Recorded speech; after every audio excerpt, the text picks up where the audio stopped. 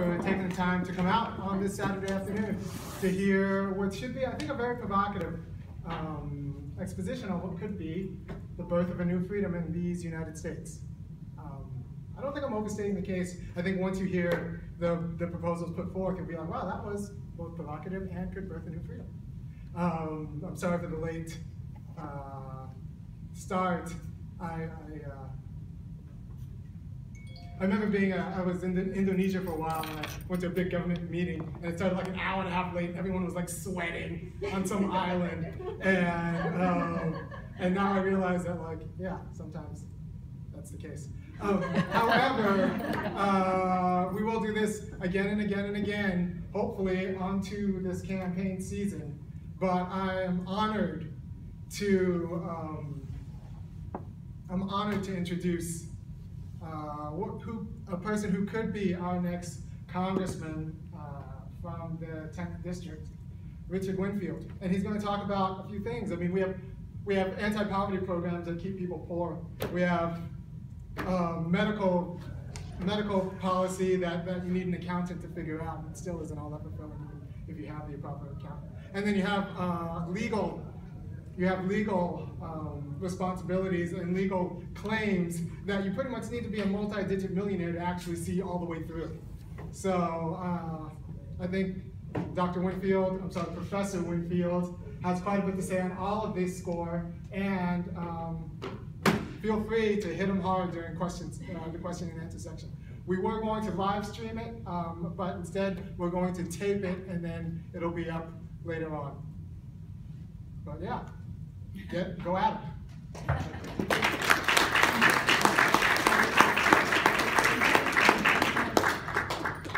Well, I want to thank you all for coming out to this meeting. I've invited you to attend because I'm going to need your help. The idea began festering in my mind after the presidential elections, that it was time for me to leave the ivory tower where I've been dwelling for the last 40 years, thinking and writing philosophy and thinking about what I consider to be the greatest, most important questions of humanity, and to enter the political contest for public office. Why? Because what I think are the bold proposals we need to address are simply not being raised by any of the government officials currently in office, or by any of the principal candidates that have run for office. Now, some of you know me personally, some of you may know about me, but I want your support not because of whether you like me or not, or who I am, but because of what I'm standing for and the arguments I'm going to be making. And I'm phrasing it in terms of a campaign for a new social bill of rights. And I'm going to try to make a case for the significance of this campaign.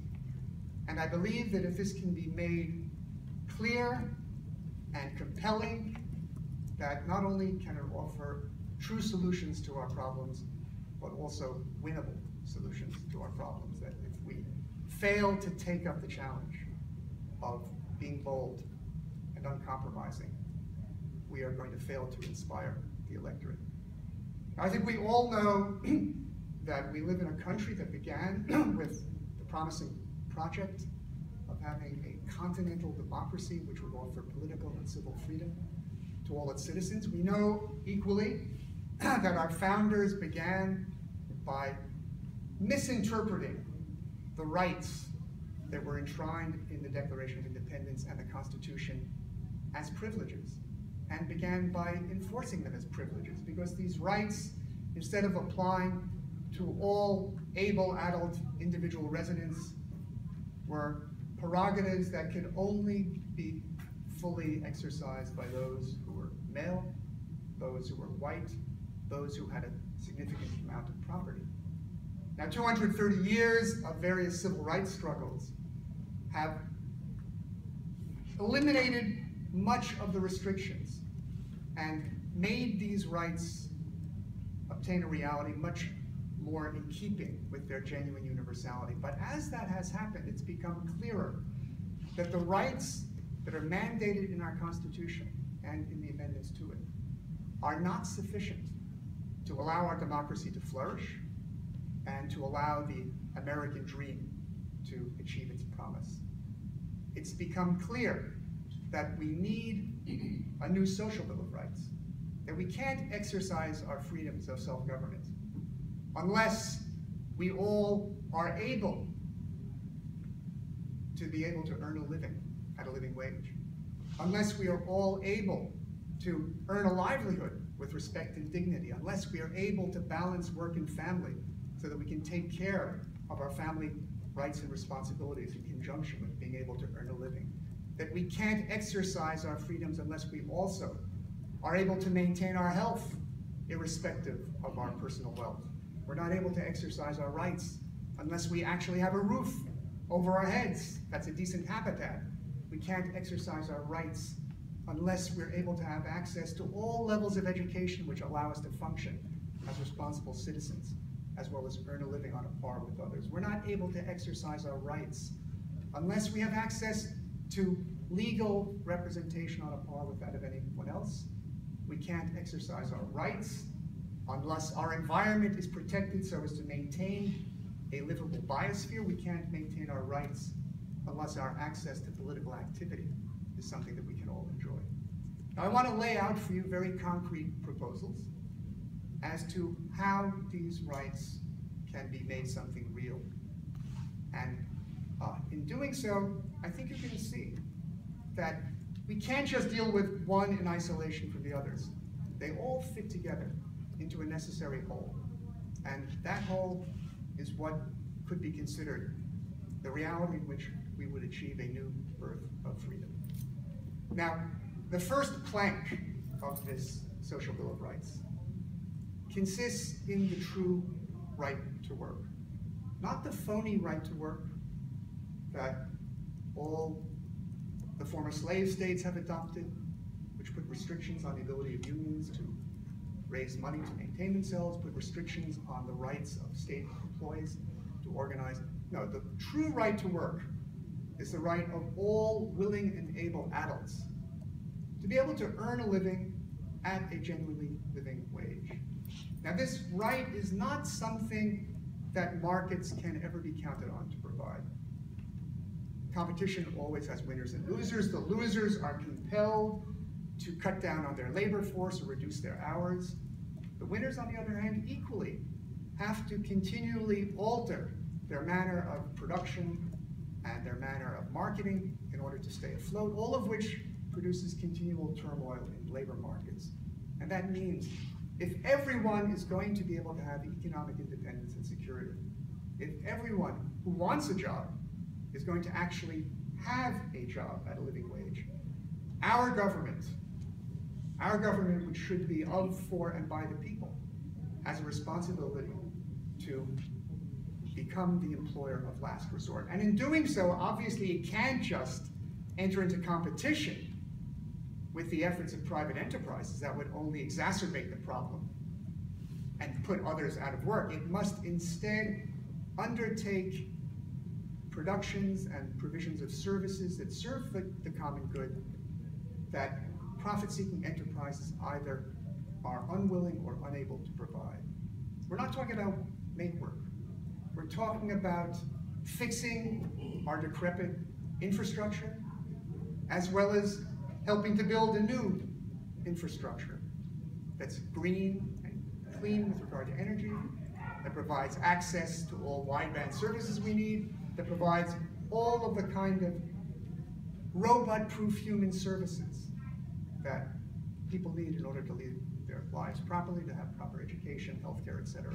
Right? There's a large amount of work to be done, and it can be done. In fact, it was done on a vast scale in this country when this country was much smaller, much poorer, and in a much more grim economic situation, when in 1935, Franklin Delano Roosevelt launched the Works Progress Administration. The US population was 125 million people. The gross national product, believe it or not, was only 6% of what it is today. And we were in the greatest depression the country had ever seen. And yet still, 8.5 million people were put to work. Vast numbers of public projects were produced. Huge numbers of artistic and cultural performances were made available to the people. It was a great flowering of creations for the public good and furtherings of American culture. Obviously, it wasn't done in a way that fairly treated all groups, but it indicated the possibility of doing something of this sort. And although it was undertaken as an emergency measure, it in a sense indicates that we can make this a permanent fixture of a free and fair society, where everyone will know that they have a work awaiting them. Now, when I speak of employment at a living wage, I am suggesting $20 per hour as a living wage. Now, the number itself is in some respect arbitrary, but it represents an important principle. If we take the minimum wage in 1968, it was $1.60 an hour, which if you correct that for inflation, because prices have risen since '68, it comes to $10.61. If, however, you further adjust it for increases in productivity, it comes to $22. Up until 1973, wages in the United States increased in direct connection to increases in productivity. And that connection between wage levels and levels of productivity is the key to both maintaining and increasing the standard of living of the population.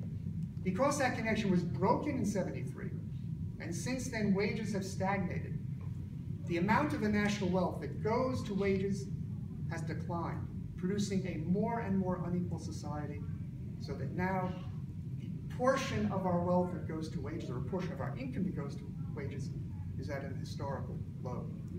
And that not only means that we are increasing an ever more unfair society, and as I think you all know, we have become the most unequal developed nation in the world. 1%, the top 1% in wealth owns as much wealth as the bottom 90%. 25% of Americans have zero or negative net worth. Almost half our children are growing up in poverty. We have the least social mobility of any developed nation on the planet.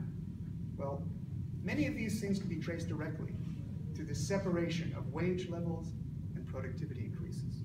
So we need to affirm that connection as a fundamental principle, and we can do it by setting the minimum wage at $20 per hour with an adjustment for inflation and an adjustment for productivity levels.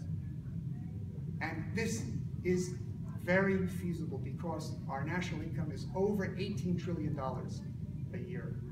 There are no more than 160 million wage earners, or breadwinners in the United States.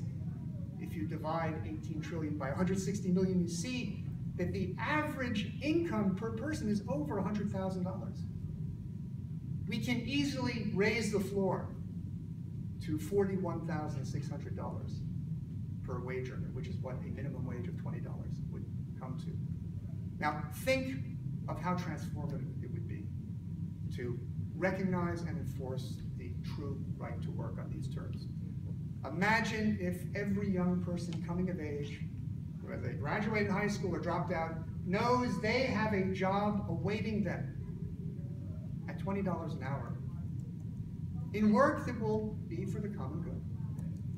Imagine how all of us will feel who have jobs, knowing that we don't have to worry about being laid off or having our hours reduced, because there will be employment awaiting us, provided by the government, that will serve the common good. Imagine if everyone coming out of prison knows they have awaiting them a job at a living wage. Imagine how transformative that will be. Imagine what it will be like for any soldier coming back from military service, knowing that instead of facing unemployment, potential homelessness, they will have a job serving the common good awaiting them. Now, this genuinely is something that will, instead of putting people on the dole, provide a basic kind of independence where people can exercise their economic freedom. That's not to say that we forget about people who are genuinely disabled. If you're not able to work, you deserve the same kind of support. But for those who are able to work, you have this opportunity and responsibility to take your place in serving the common good. Now, the true right to work is really the cornerstone of a social bill of rights. And that's partly because all of the other measures to follow might be objected to by those who would say, well, if we devote resources to upholding these other rights and provide the resources they need for their exercise, that is going to require laying off employees. Well, that threat becomes moot if we have this firm commitment to guarantee employment at a living wage.